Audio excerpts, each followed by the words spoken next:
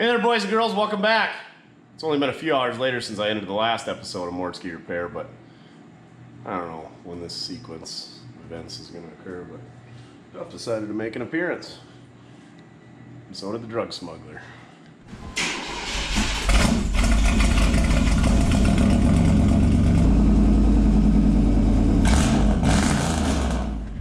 We got a stack of parts sitting over here.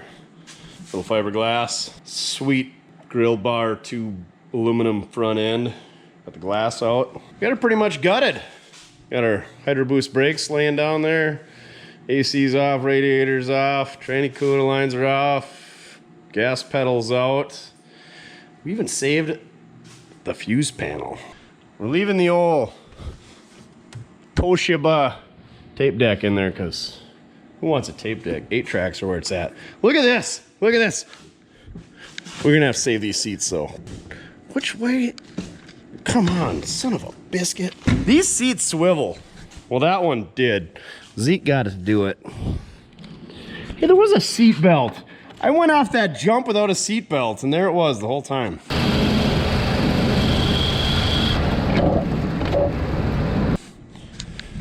Oh man, safety third. Anyway, swivel buckets. We're not saving them. We're gonna roll this POS outside, pull the cab off. Oh, hey, look at that. Zeke's here. So Raul is the master of the swivels. I just fought that thing for like a solid 30 seconds. Couldn't get it. So we're gonna get the wire stretcher T180 out and see how things go. But yeah, while we're here, we're gonna do another quick walk around of this thing. Look at this, they must have had an imbalance in the drive shaft. Oh, there it is, right there. So they zip tied a couple of weights on there to counterbalance it. I don't know how they figured out where those go. But here's the kicker. I don't think that was the issue. She got a little hairy about 80, 85. So we're gonna need a hanger bearing. Or just slide some PVC, something in there. We'll get her fixed. All right, wire stretcher T180. I'm gonna pull that up. Let's do this.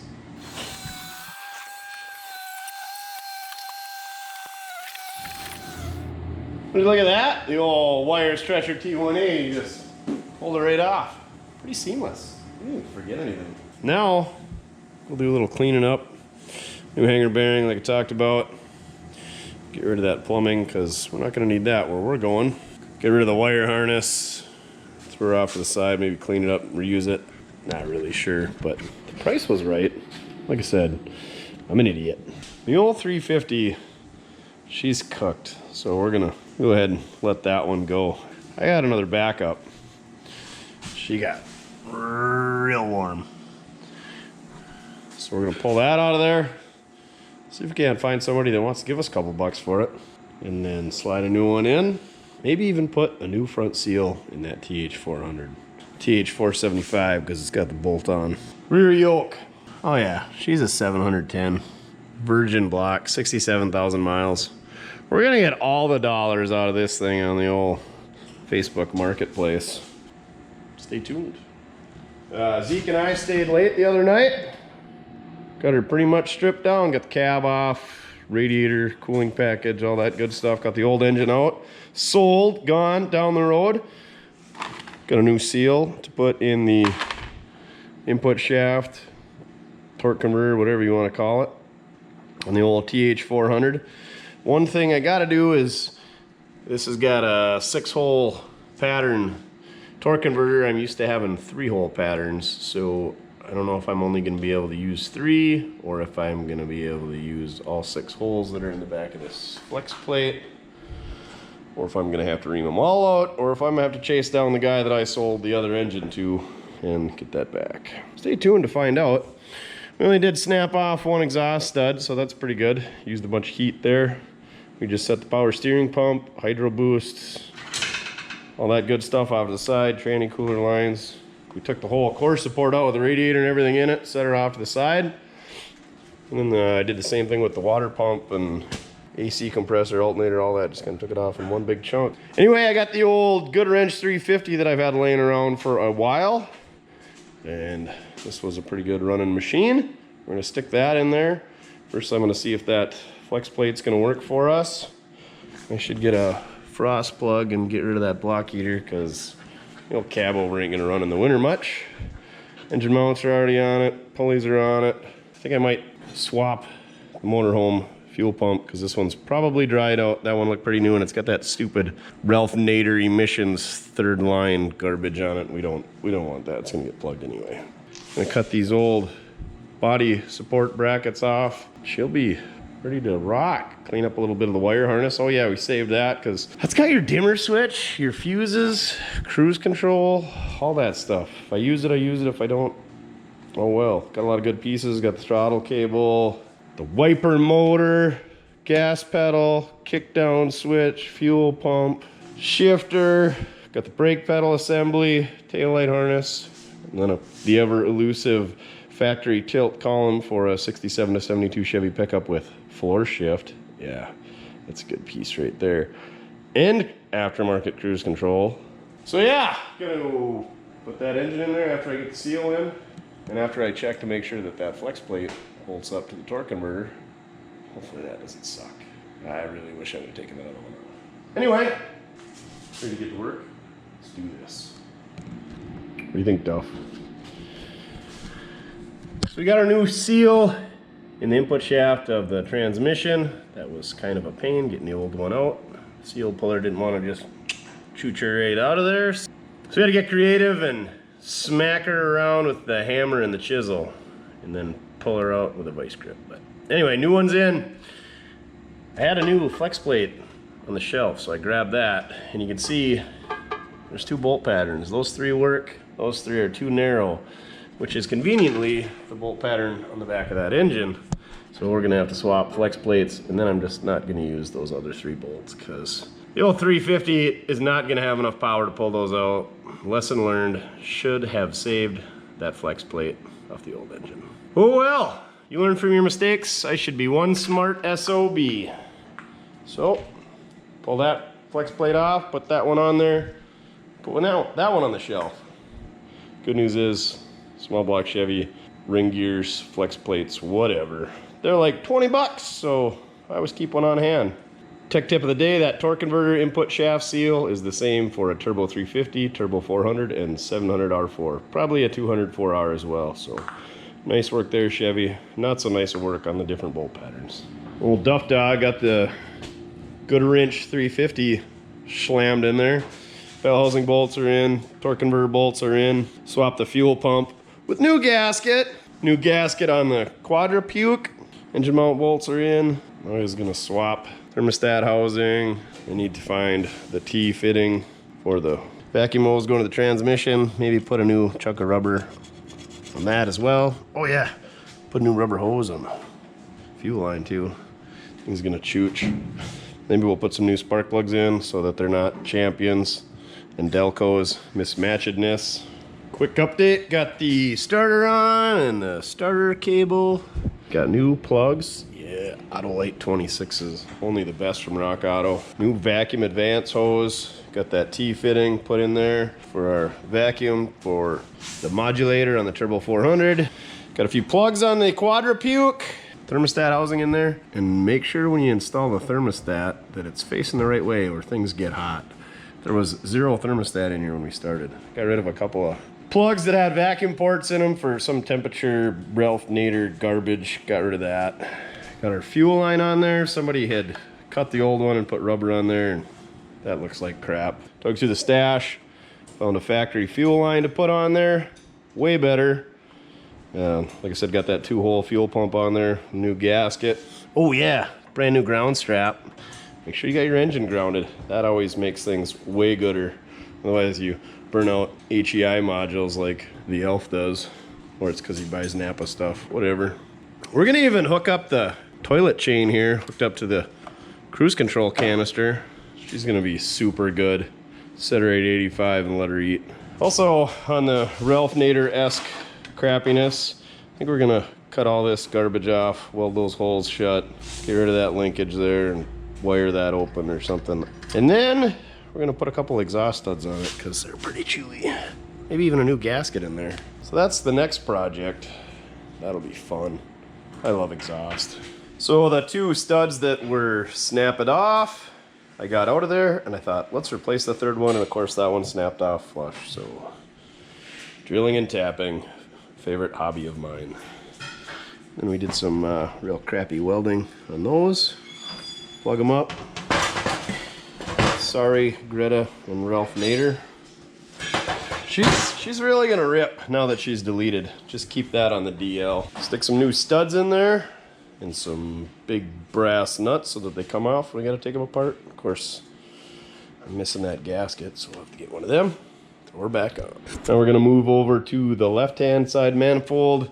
These studs are real good. We're gonna leave them. Do the Ralph Nader exhaust delete over here. Weld those holes up, kind of like so. What a pain to get this back on. Had to use the old manifold spreader. Put that in there, push them apart, pry bar, real good. She's on, guaranteed not to crack for another 60 miles. We're giving the old drug mule quick tune-up. The distributor was kind of hard to slide in there. Look at that bead of silicone. That is the fattest bead ever. So much silicone-ness. Wow, did her up right. And now we're swapping distributors back to the original one. That thing is clean, 67,000 miles. Because the one that was in my engine, one of the vacuum advance, or the mechanical advance springs has sprung it. All right, pretty much got the engine wrapped up.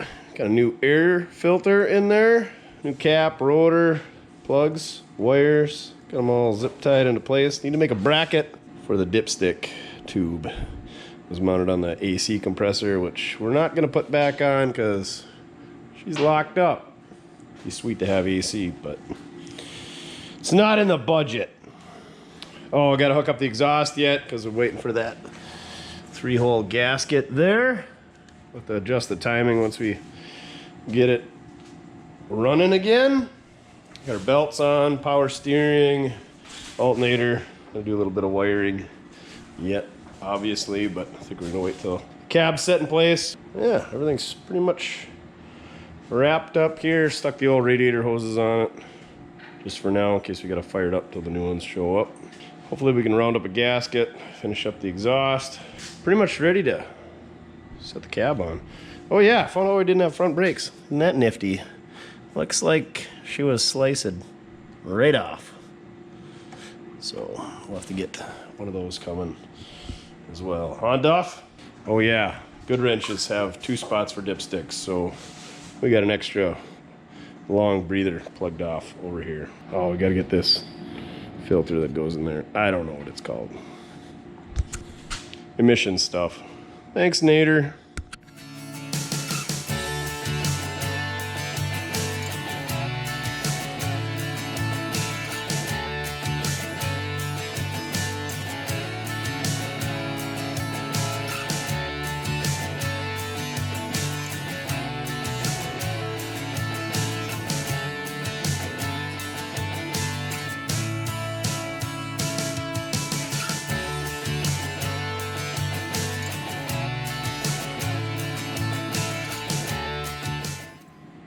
Look at that!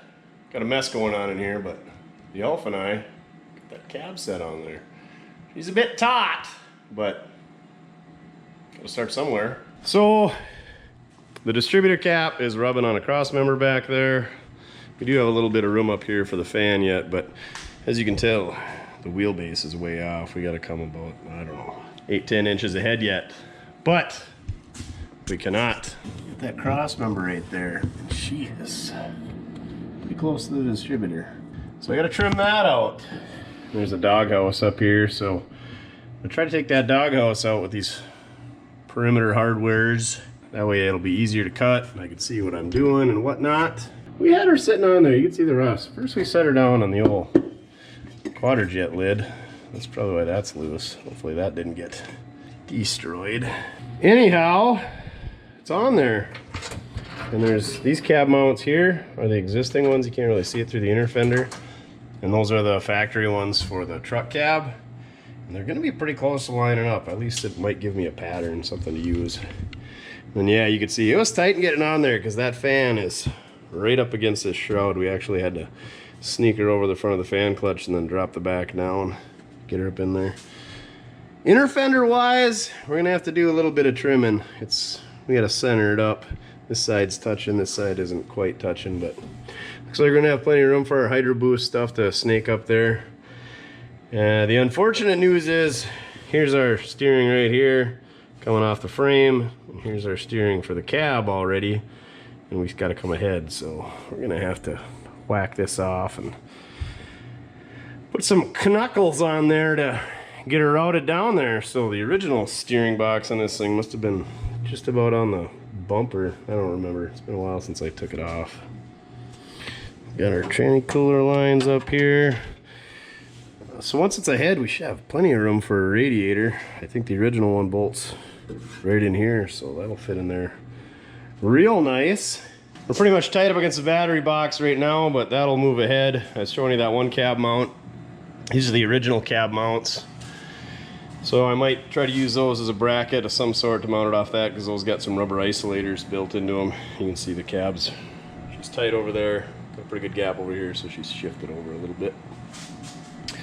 But before I can do much jockeying around, I gotta trim the old Cabover out. We're trying to figure out what's going on back here.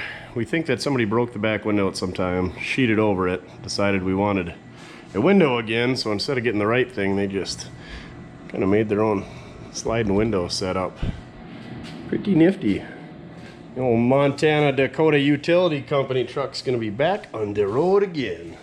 Frame horns are gonna get modified because they obviously do not line up with the holes for the original bumper, but I think when we get it ahead to the distance we gotta get ahead, I think that front splash pan is gonna drop over the front of that, so it should be good. Probably not gonna have to do much clearance in there. I definitely got to find some 19.5s to make it look better-ish. Well, maybe not definitely, but I got a feeler out, see what we can come up with. This is just a little tiny 16.5, and that looks no good. Maybe if I put a regular 16 up front, that won't be so bad. I do have a couple of spares. Brand new homemade white letters, right, Duff? We despise white letters, don't we? We might stick those on there just to kind of get a little bit better feel. For how it's going to look, the good news is this is basically the same front suspension as Zach's got on the old Double D, so cut a couple coils out, get her sitting right where it needs to be once we get the cab all mounted up. So that's the next step. Pull that doghouse out of there, get that out of the way, and then do some trimming, get this slid to where it needs to be, and start making some cab mounts. Yeah, easy peasy, right, Duffers? Getting ready to pull the doghouse out of the cab over here. And looks like somebody was into the old booger sugar. I don't even like cocaine, I just like the smell of it. Oh yeah, that's pure. Maybe we'll take the column out while we're at her too. I got lots of energy now. Look at that neat little flashlight holder down at the bottom of the column. That's looks like Ray Charles welded those handles with his feet. That's pretty nifty there. You better save that floor mat. I think that'll clean up. Oh, weird. Must have had brake issues leak. Like I haven't found 47 cans of that in these old trucks. Well, I'm gonna stash that away. Save it for a good time. Let's do this. Got the doghouse removed. Comes out in 2 pieces. Oh, got the floor mat out too. It's not as good as I thought it was. So that's the bottom one. There's about 1/8 of the screws in there. So that's been out before, but that top section, she was glued in there pretty good. I don't think anybody's had her out. It'd be real easy to adjust the timing when you're sitting in the driver's seat when we get her moved ahead about 10-ish more inches. The floors they're a little scaly, but no Flintstone mobile. Guess we gotta start doing some cutting. Cross member out of there. Maybe take some measurements first, figure out how far we should cut back. Old Duff Dog and I, we stayed a little late last night. A little cab stuck on the P30 chassis. He's still tired from it. Give you a quick rundown of what I did and what I maybe would do different next time. Hopefully help somebody out and make it a little bit easier. I guess the first thing I'll talk about is kind of how I shuffled it around. So on the front, I had a ratchet strap around the core support. And then I had the cherry picker holding the front end up. And then I had a floor jack on each side underneath the running boards. There's a big support that runs down to the running board. Pretty beefy. There's the other jack stand. I had to use a block of wood on that side because it's a short jack stand. Jacked it up and had somebody kind of guide the jack while I pulled on the cherry picker. It actually went quite swimmingly. So I had to pull the inner fenders out. Not so much on this passenger side. So there's just a bunch of perimeter bolts up here. And then some of the fender mounting bolts are part of it too. But mainly on this side because the hydro boost / power steering hose that's leaking all over the floor. Was gonna run right through it because it doesn't have a 90-degree in it. So I'll either have to trim that quite a bit or just take a hole saw and drill a hole in it. Run that hydro boost line through it when I get to that point. But for now I'm just gonna leave them off. The other thing that I did was, here's the factory cab mounts, and the cab mounts off the P30 chassis were right here. This side actually almost lined up. I mean, it was within an inch, but it was like super high. This was about 10 inches too high. This side, they kind of offset stagger them. You can see I still left that frame mount there. So I knocked the cab mount off that was sitting right here. It should be staggered back a little bit to line up with the cab mount on the cab. Yeah, I just cut the heads off the rivets. Took the old air hammer and whammied them right off there. And I might be able to reuse those. So this was stuck to the side of the frame, and then this bracket, like I showed you on the driver's side, is riveted to the top of the frame. And then it kind of sits up there just like that. I didn't get that rivet cut on the driver's side yet because there's a hydro boost hose in the way. Quit your grumbling. But yeah, other than that, I might have to knock these brackets off in the front. I might just leave them because they're really not in the way, doesn't seem like. So I'll have to make a bracket to mount the core support. Try to figure out something for cab mounts up front there. I was hoping I could reuse those, but looking at it, that cab mount's pretty much at the bottom of the frame, so if I'm going to reuse those, I have to raise those up quite a bit and do a bunch of modification on the body. So not really sure what I want to do there, but we do have a ton of clearance for a radiator. I should probably be able to use that stock GM radiator. Slider in there. Steering alignment. You can see here's our steering shaft.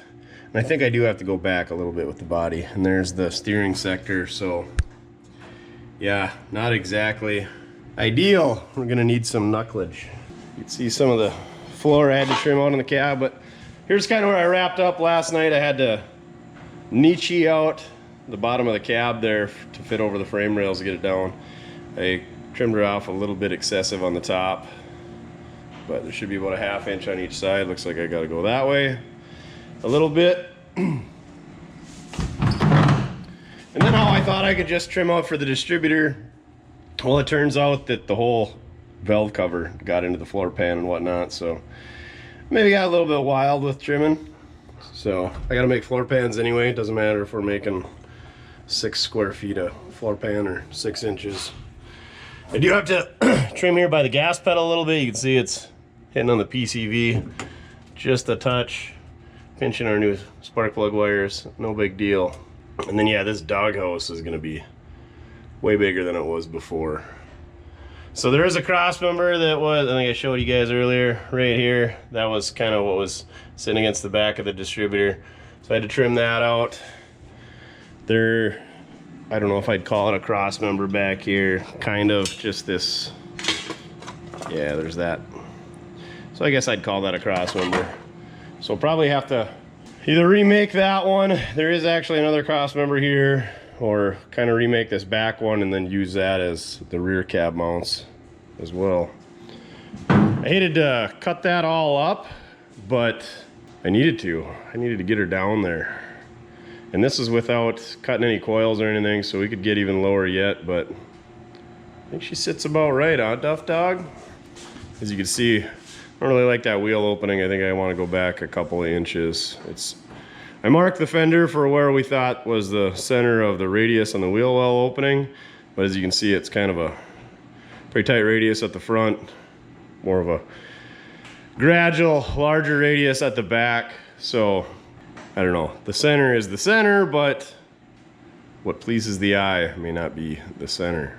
So probably throw the jacks underneath the running boards again, put the old cherry picker on the core support. I think I'm gonna move her back just a bit, get it to where I think I'm happy. We'll have to start figuring out some body mounts. Should be fun. Wish we could turn down the wind for the background noise, but we can't. So I went to slide it back and the cab won't go back.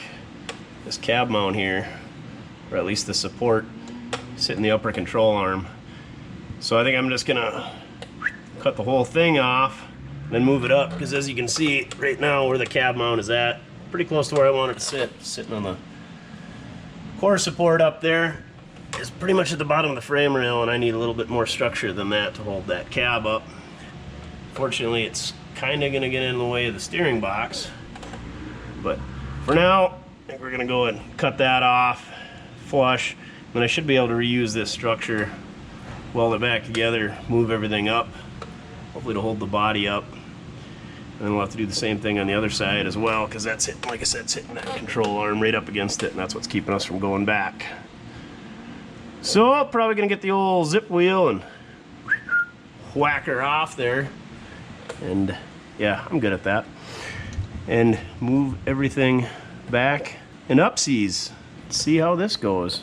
Also got the steering column out because that's at the wrong angle anyway, and that way I can get this cover off down here, the access hole where the steering drops through, and that's a little more light through and I can see kind of what's going on. I still should probably do a little bit of trim in there because that might get into our cruise control linkage, and we gotta have that. I took the voltage regulator and some other wiring and got her out here.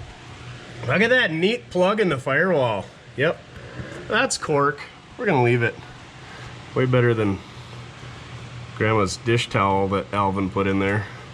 This was holding up some air lines. Oh yeah, he had her figured out.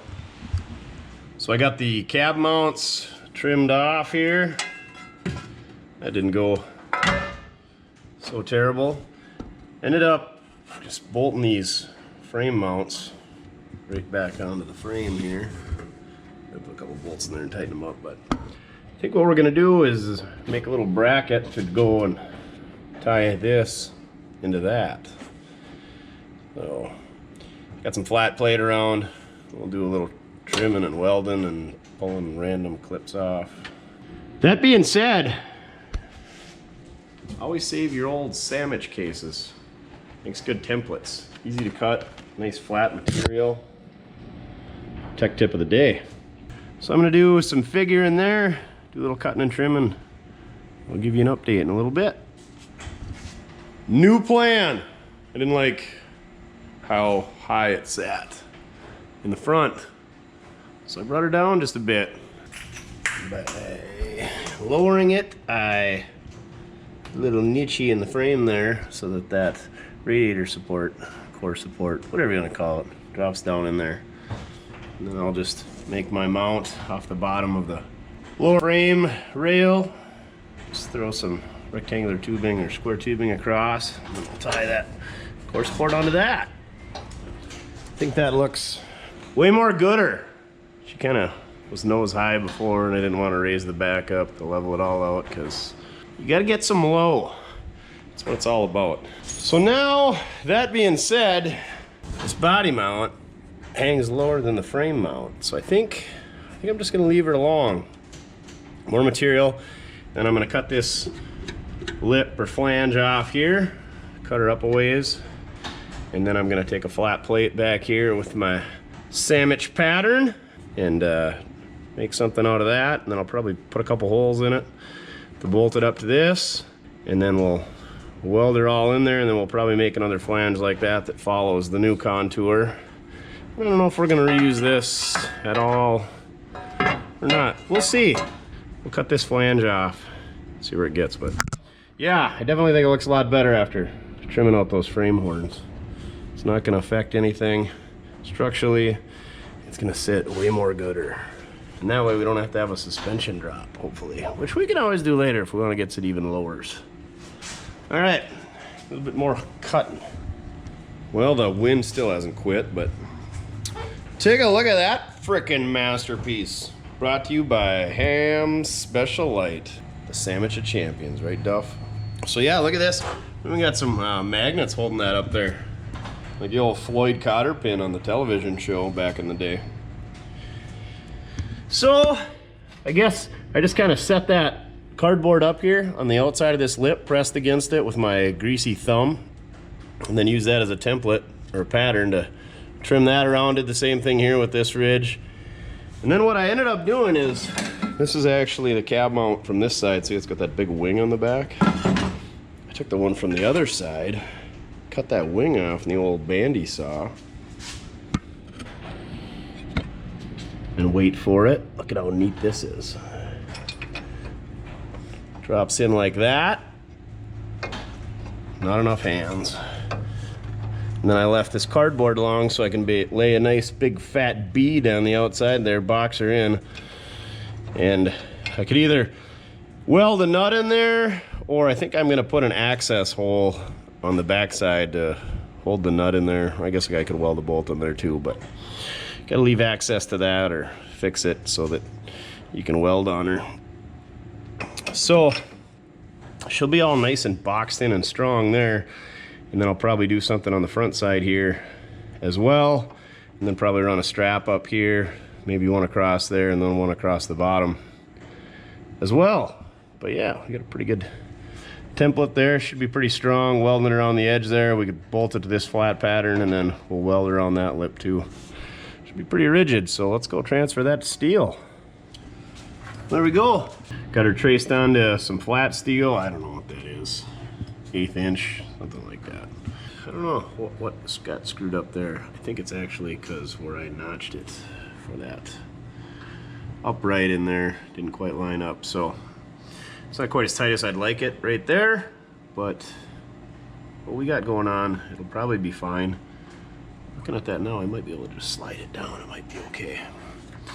So I took a scribe, marked across the firewall and this support bracket for where I got to grind and clean it up so I can get a good weld. Gonna pop that off there now, clean that up, and then I'll clean up this body mount as well. Ooh, gotta remember to put a little hole in there for accessing the hardware. Don't forget that. Yeah, then we should be ready to start doing some welding. I think what I'm gonna do is get it all in place, clamp like that, and then tack weld this body mount to that plate so I can burn that in good on the bench. And maybe even, I gotta do these straps yet, gussets. Get those welded on there as well. And then the last time I put it up there, then I'll finish welding it to the cab. We kind of got steering. We got a rotor up to there. We got room now. Before, the steering box was like right down here where the connection came off the splines. So obviously that's like an 18-inch drop. You can buy like a $400 drop box that I still don't think was gonna fix it, and it was gonna take a ton of work anyway.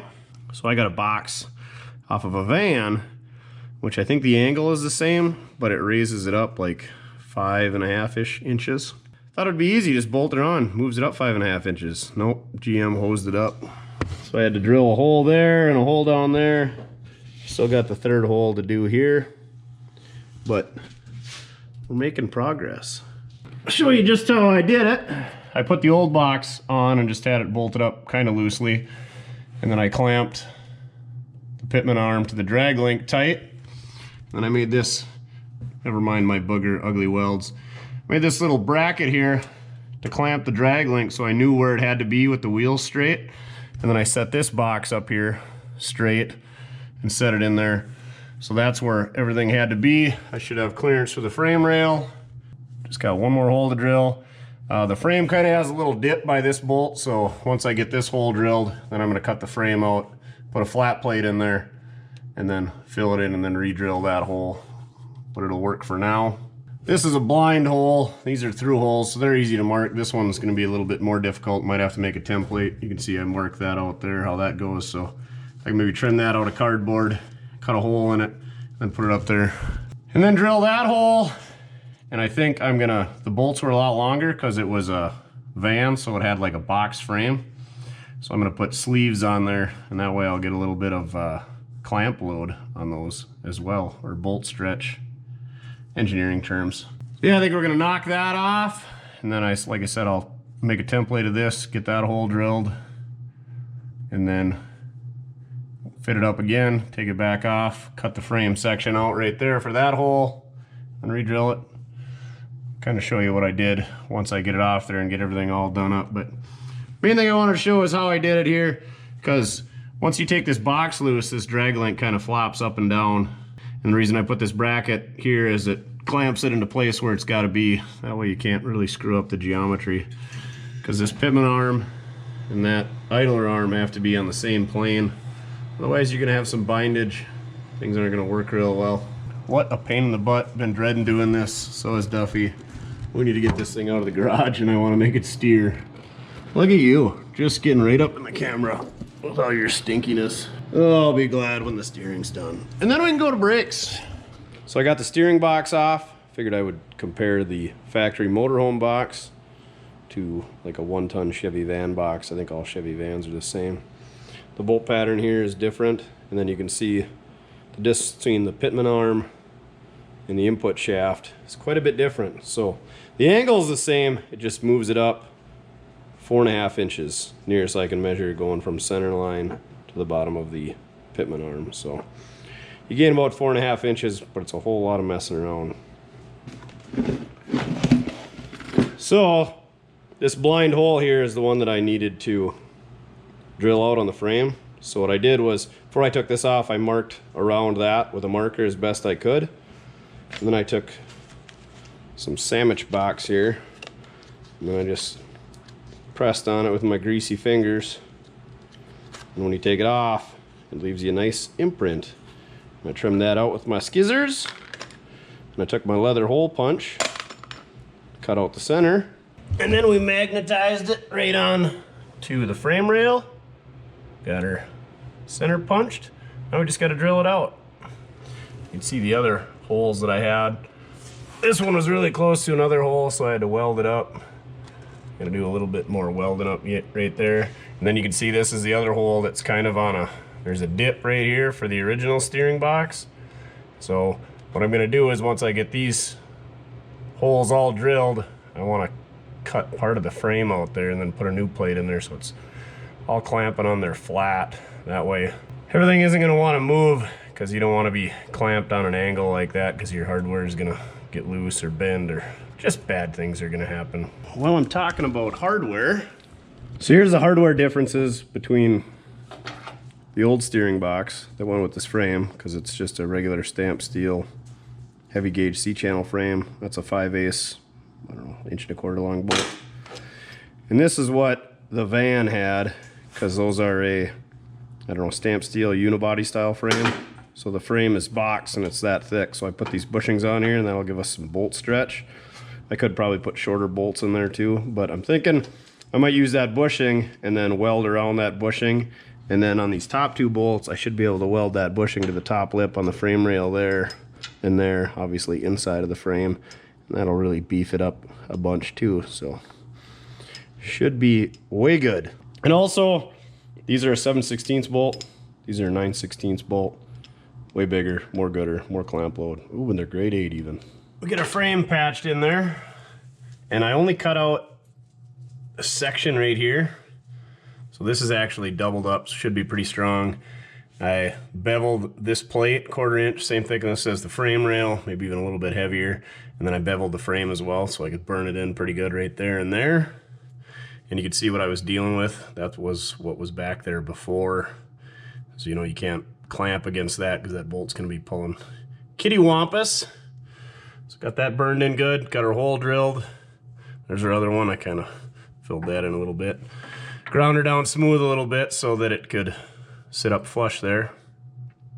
Yeah, should work out real good.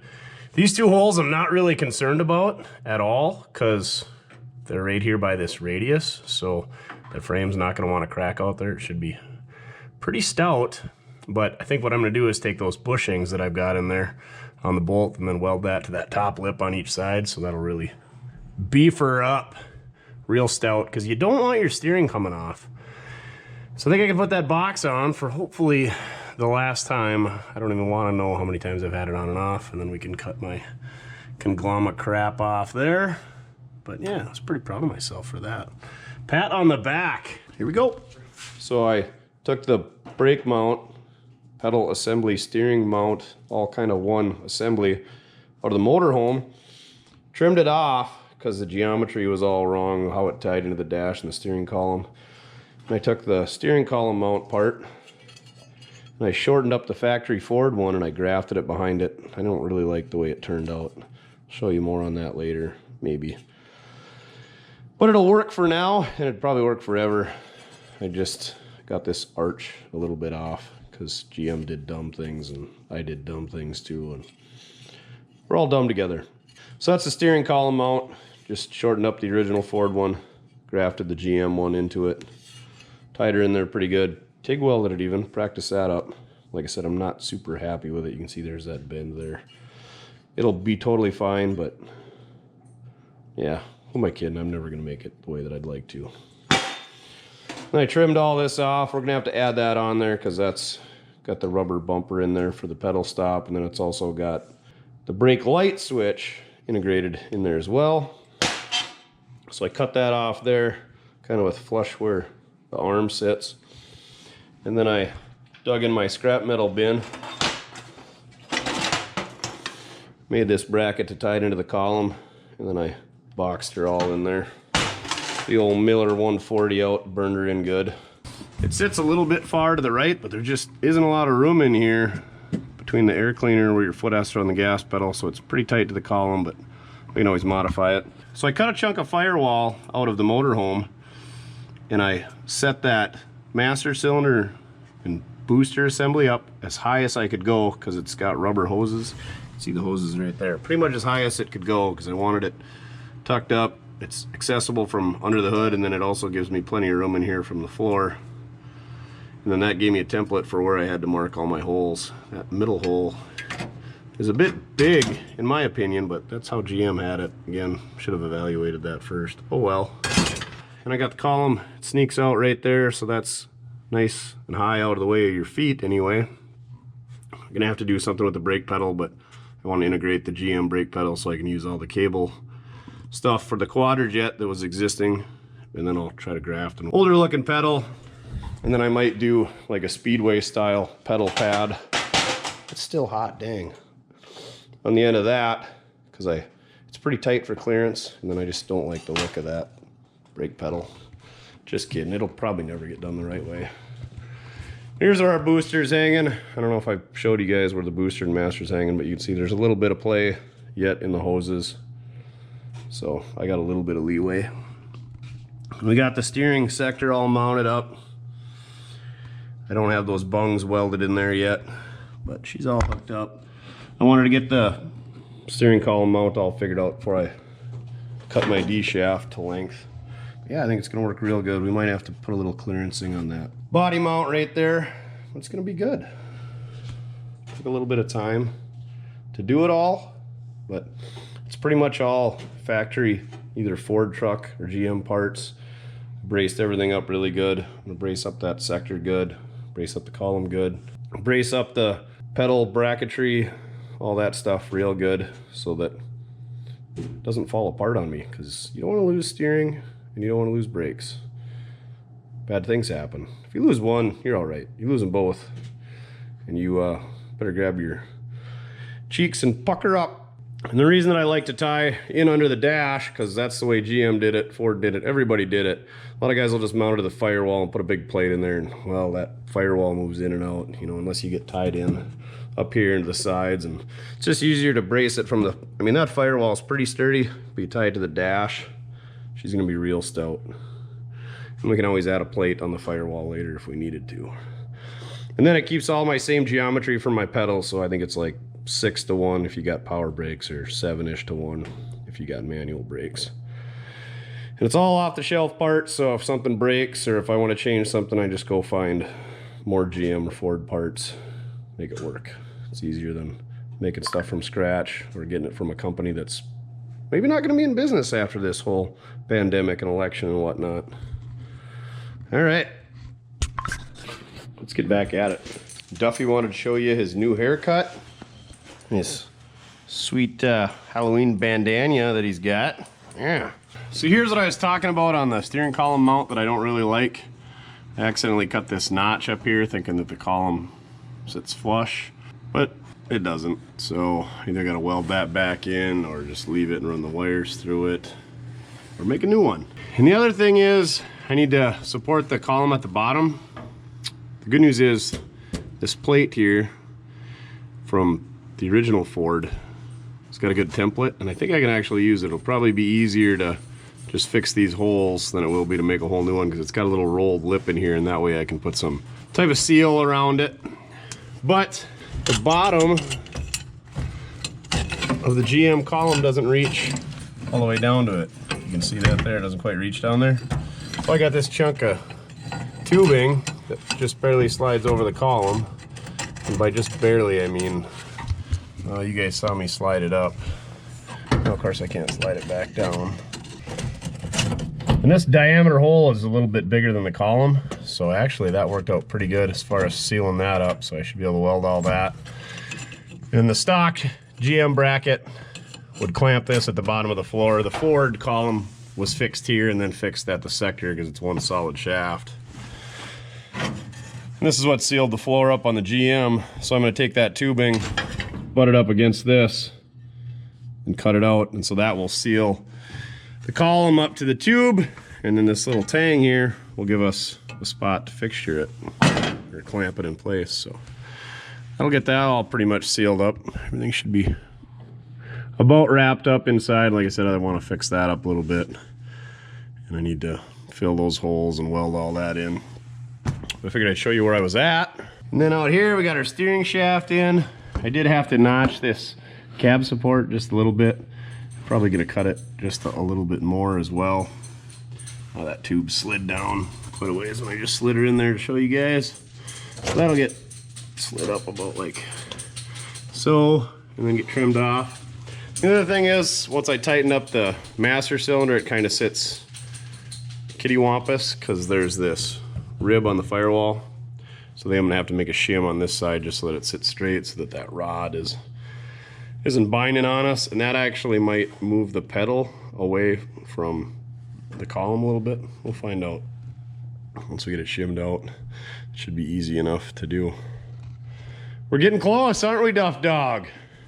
All right, this thing's getting real close to steering and stopping as well. So I got that pipe trimmed off, and then I trimmed this piece out of the GM floor pan. I probably could have just welded a tab onto that tubing, but this is a hair smaller diameter, so it's a nice tight fit. Figured that'll keep hot air out. I don't know. Then I welded the factory Ford plate around that tube, filled the clutch and brake pedal holes. Actually didn't turn out too bad.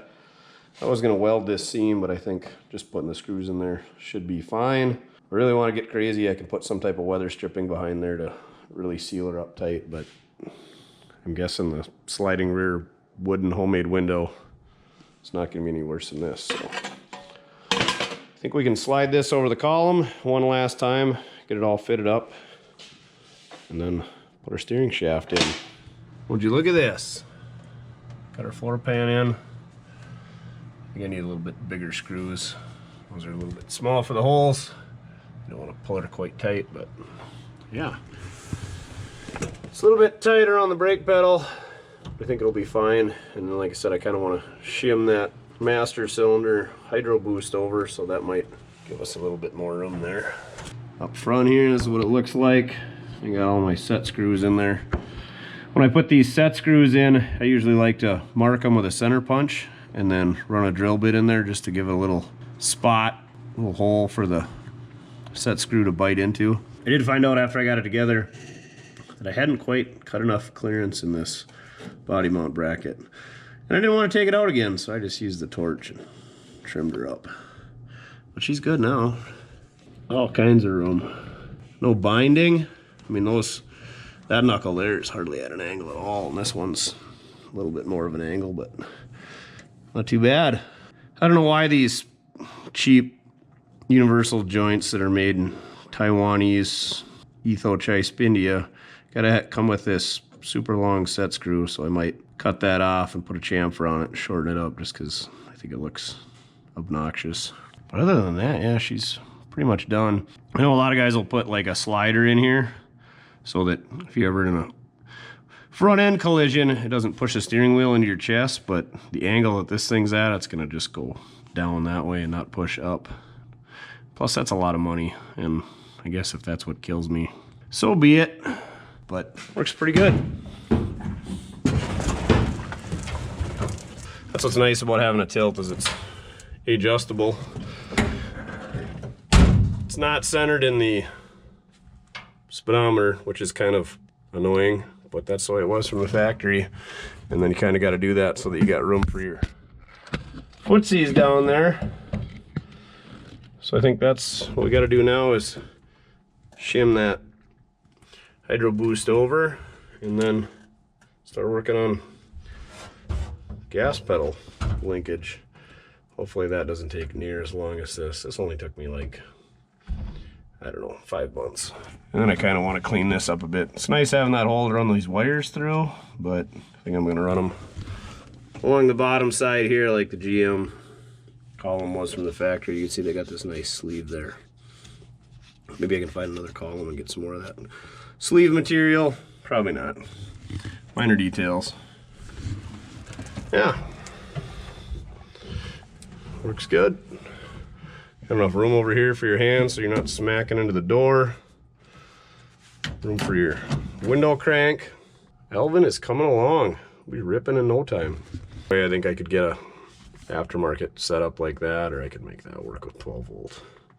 It's a small block. All we need is a fuel gauge. We got two options. We can put dual tanks in it. All right, that about wraps up the steering and brakes.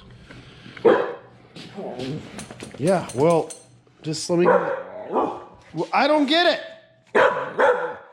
Jimmy fell in the well? The coronavirus is driving you insane? Yeah, me too. Okay. Starting at the back, since I poked a hole in that original fuel tank, I bought a new one from Rock Auto, and apparently this is like a 31-gallon tank, and the one I had in there was a 40. So I had to knock the old rivets out, move that ahead. I bought new fuel tank straps, and I did have to modify those a little bit, shorten them up.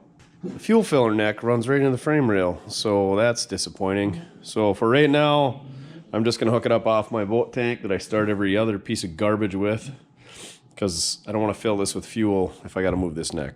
Which I know I gotta move it, I just don't know where I want to move it. And if I'm gonna move that fuel filler neck, I think I'm gonna make it bigger, because that seems awful dinky. So I got those capped off for now so we can run it outside and just get it out of the way. Put new brake hoses all the way around, because it was cut on that side, so I feel like that caliper is going to hang up on us. There's a reason it was cut. It didn't just blow out. Somebody cut it. Ooh, I found a sweet deal on some 17-inch Dodge wheels. Only got one simulator, but I got 4 really good match tires and then one not so match tire for $100. We set a little bit higher than the 16s that we had on it before. Put a new hanger bearing in, so that ain't all wallered out. I cleaned out the fuel filter, tapped it out. We didn't put a new one in. It's good enough. Couple new battery cables. I didn't end up having to trim the floor anymore. Gas pedal in, that's just a square body. Pickup, screw to the firewall, and then a hole drilled for the cable. I did have to heat and bend that a little bit so that it would get full throw on the gas pedal, but kind of a slow return. Good enough. I got the Motorhome Shifter hooked up over there, just kind of laying loose. It's probably gonna, once I get a doghouse made, it'll get mounted to that, I'm guessing. Got a starter button, the OG starter button wired up. Got the original ignition switch wired up. So what I did for that is I just took the stock wiring off the motorhome and I ran the power wires from the alternator and the starter, fished them up, ran them to the key. Then I got a jumper wire going to the starter button. That's only to ignition power. And then I got ignition power going down to the distributor. Checked last night, turns over, it's got spark. So we just need to hook a boat tank up and hopefully it'll start. Check some fluids. Not much else going on in the cab. Same guy that had the 17-inch Dodge wheels had these 19.5-inch railroad wheels. So they're a 19.5-inch wheel, but they fit the 1-ton 8-lug pattern. It's pretty hard to find a wheel, and actually look pretty good in there. They fill the wheel well a little bit better than the 16-inch that we had on there. Got a radiator out of a 72 Pontiac in there with air conditioning, so it's like a 4-core instead of the 2-core that was in it. It's full of coolant. Got new radiator hoses on there. Got the exhaust hooked up. Put a new donut in. Need to find one more simulator or ditch the simulators altogether. I'm not really sure what to think of these 19.5s, so I got a hubcap off the $50 Ford. Check that video out. And I was gonna see how that kind of looked down there. I'm not super impressed with that either, but it actually fits it fairly well for the diameter to kind of cover it up. I don't really like this lip right here. The old 16s had like a smooth transition from that flat face to that, so we'll see. Let me know what you guys think. Hubcap? No hubcap. We can just put some sweet, huge bullet lug nuts on there, which I'm usually not a fan of, but they actually look pretty decent on the dualies. Gonna go grab the boat tank out of whatever it is outside that it's in. Actually, I got 2 of them. You'll have to watch other videos for what they're in, and slam that on there, and hopefully we can fire it up, be able to check some fluids. All right, let's do this. Trusty marine tank is hooked up. Give it a tickle of the old hot sauce. Slingshot engaged.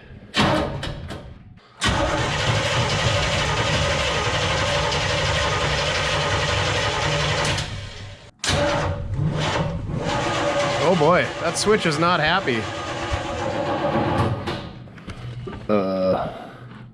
Too much amperage? Well, that shouldn't happen.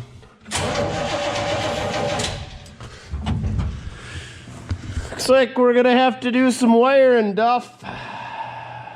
Son of a biscuit. Duffy and I went and stole a different battery. Still looking for a battery sponsor if anybody wants to jump in there. I'd like to say we're sponsored by Interstate, but that one took crap. You gotta get the ones with these dual terminals, the old DT78. Those work real good for dumb GM stuff. All right, let's hope the timing's close enough. I think we had that distributor out. I don't remember. Give her a little hot sauce. I went with my got no friend switch because I think we let the smoke out of the last one. Here we go. Oh, it's key. Oh, there we go. That'll help. Woo! She wants it.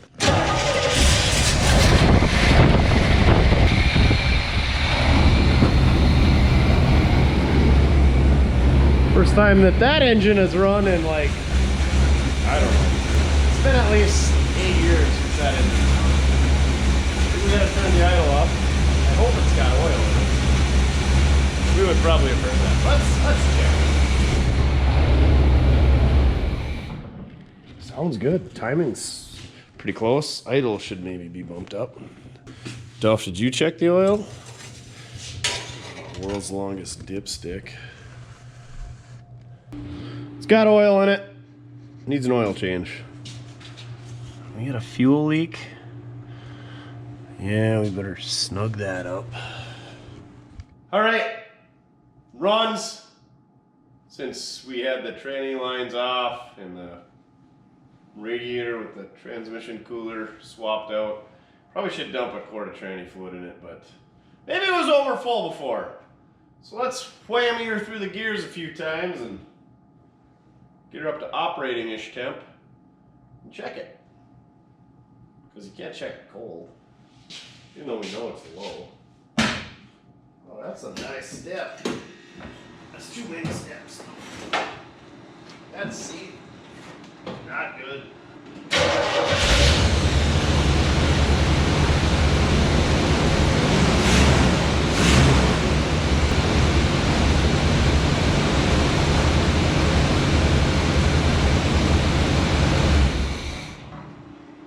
Just kidding, we've got no brakes and no power steering, so let's top that off first.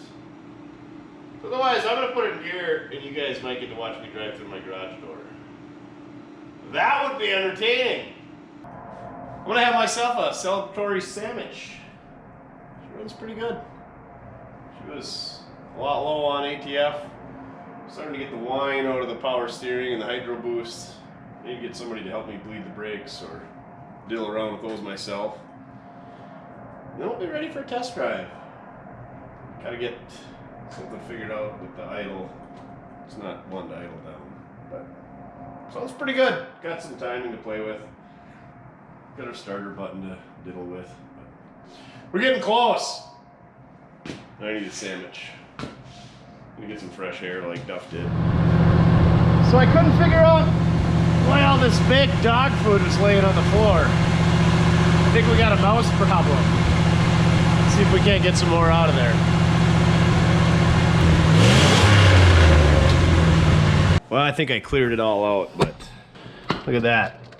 Shot it into Duff's dog food all over the floor here. Just everywhere. All the way across the shop. You're not doing a very good job of keeping the mice away. We've had this conversation before. Do I have to replace you with a cat? Yeah, the look of shame right there. So I gravity bled the brakes.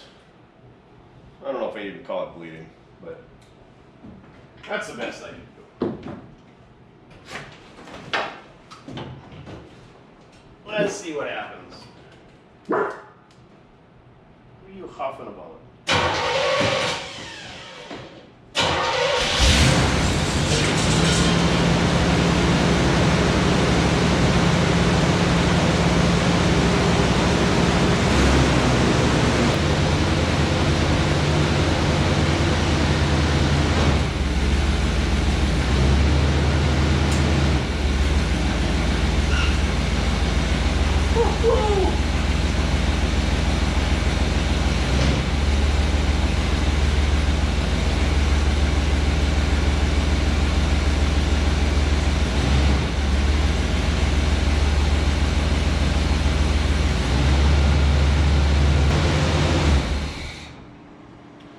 Transmission works, brakes work.